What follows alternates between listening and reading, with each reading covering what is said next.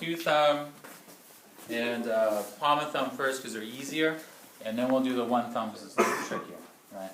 And then we can play with sitting down or doing some of this treatment, and then you'll also see that you can use one technique to replace another. So if there's one technique for whatever reason you don't feel very comfortable with, or maybe it hurts your shoulder or this, that, whatever, I'm thinking of this in particular, there's always another option to work on a body part. Right? There's always another option.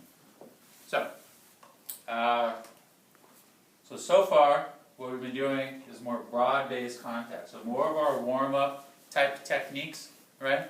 So big fish belly, small fish belly, still a big broad-based contact, not as big as here, but still broad-based, and the forearm. Right? Now we're going to start using our thumbs, and this is where those wall push-ups will help you. Right? Especially for the two thumb part, but not so much the palm of thumb. So the palm of thumb is a great, very useful technique. Use it all the time, right? So with the thumb, you can see it's a smaller area, so you can be more focused in your treatment. All right, so you can see broad base, but more focused. So that's how your treatment's going to go in general. That's kind of how we're building the techniques. Start gentle, start broad base, then get more focused, and then you can use things that are more focused, like your thumb, right? So for example, the patient comes in, they go, my back hurts. Oh, you poke around during your examination, you go, oh my God, there's a big old knot right here. So in your treatment, you think, I'm going to focus here for a little bit, right? You don't start that way, but you know after you've warmed it up more that you're going to go there and spend a little bit more time than an area that's not quite as knotted up, right? So this is a perfect technique for it, palm and thumb. So palm and thumb, let's say this is the knot. Your thumb, your stance, the principles are all the same. Your thumb is going to go over the knot. You're going to take your other hand, and so remember our tiger's mouth. So just think the tiger's mouth is going to eat your anatomical snuff box. So that's how it fits. Right? That's how it fits. So your thumb should go right into this crease. Right? So it'll go like this. Okay? The top will look like that. The bottom will look like this. If you see your thumb kind of sneaking out, then that's not right. Put it in the crease right here. That make sense? Oh yeah. Okay. Puzzle. It's like a puzzle piece in here. All right. So, thumb over the knot, top hand, tiger's mouth, right? Eating the anatomical snuff box. Now, once the bottom hand is there, it doesn't do anything really. All the work comes from the top hand, just like if you were going to knead, like a regular kneading, except that when you knead, you've got a thumb there to help you. Okay. So still going towards your midline, because you're not moving with your right hand, it's all the top. The top one does the work. Okay. That make sense? Okay. Now, you'll see that you'll be able to change your angle with this, meaning you can do, let's see, upper trap. You can do the upper trap here. You can get into the levator scapula. You can do it sitting down, right? And you can use your upper body to lean in to create your pressure, right? Knee. Okay? Oh yeah.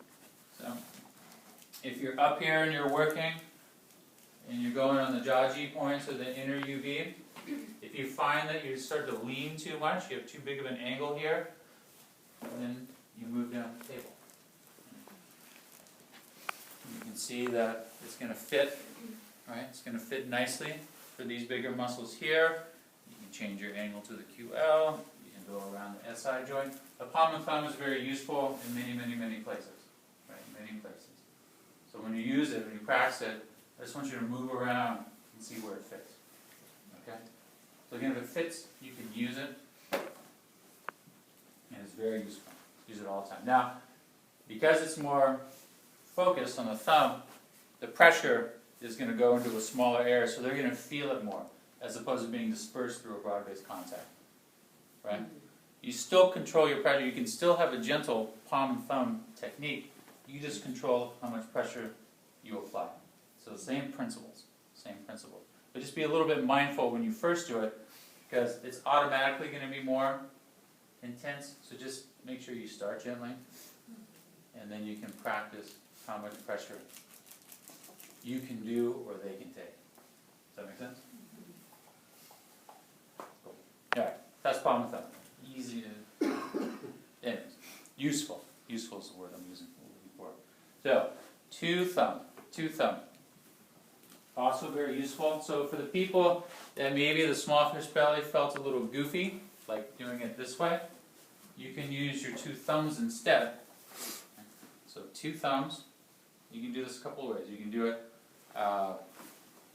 your thumbs together, one on top of the other, or one above the other, or one on top of the other. Does that make sense? So, side by side, one above, one below, one on top of the other. So those are the different two thumb positions you can do. Usually for here, for the upper trap, I usually just have it one next to the other. Right? One side by side. So, same principles. I'm going to lean in, and then I'm going to knead like this. Now the trick is, keep in mind, remember, use the big muscles, not the small muscles. So the movement is not this, right? I'm not squeezing like this. I'm leaning in with my body, and then I'm using my arm muscles to move the thumb. Right, so this is exaggerated, but this is the movement. Does that make sense? Okay.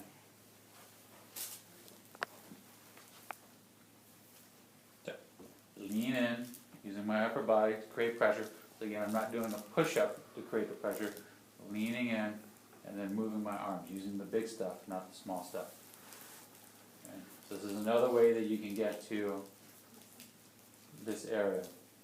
Okay? Make sense? Mm-hmm. Yeah. So again, the fits, you can use it. The two thumb you can use many, many places. So for example, you can do both thumbs on the same side of the spine, like this. And again, if you find that you're reaching too much, then you're just going to move down the table. Okay? You can do one thumb on each side of the spine. This. Same principle, using the big stuff, not the small stuff. So I'm not doing this, moving the arms. Okay? And then we can do, it fits here, but it's a little rounded in here, so you run a risk of bumping into the spine. So for the low back area and two thumbs, I usually go off the paraspinals or the extensors and get into the QL here. So usually tender on most people. So, but it fits nicely in here. Fits nicely for the QL. Right. Here, not so much, right? But IT band works very well. Peroneals works very well. Right. Fits nicely. Okay? Peroneals are your GB line or side of the lower leg. Cool? Two thumbs. Lean. Big muscles, not small muscles. Okay? Side by side, one above or below, one on top of the other. Sometimes it gets a little tight somewhere, so you can put one on top of the other. So it's an option. It's an option. Okay? Now one thumb. One thumb can be a little bit tricky, and sometimes it can be a little bit of work for this little joint right here, right? For the thumb joint. So the idea is the same idea as palm and thumb. It's a little bit more specific. What you're going to do is your thumb is going to go over the knotted area. You're going to raise up. You're going to have as straight a line as you can with your arm and to the thumb. So when you do it, there shouldn't be this big angle, right, from the forearm to the thumb. It should be as straight as possible. And then these fingers here are to help support this joint. Right. Lean in like you would, and then knee. Same as this, palm heel, small fish belly, right? Palm thumb, one thumb. Does that make sense? Okay. Eventually, all these kneading techniques will get a little bit faster. The speed right now I'm not concerned about, but eventually it'll look something like that. Right? But I don't want you to do that, because if you're not set to do it, then all of a sudden you go, you can hurt yourself, right? Nice and slow. Nice and slow. Right. So, the steps would be thumb over the knot, flat, raise up, most of your weight on your thumb here. This just helps support, right? Lean in a little bit, you'll create more pressure than you might think, so it's not like you're not putting in this much pressure.